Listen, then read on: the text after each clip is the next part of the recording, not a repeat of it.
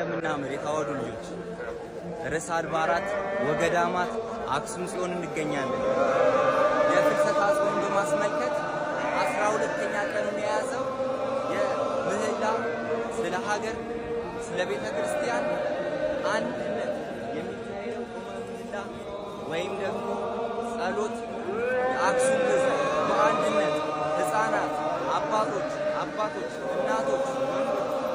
እናቶች ሳይቀሩ እዩት።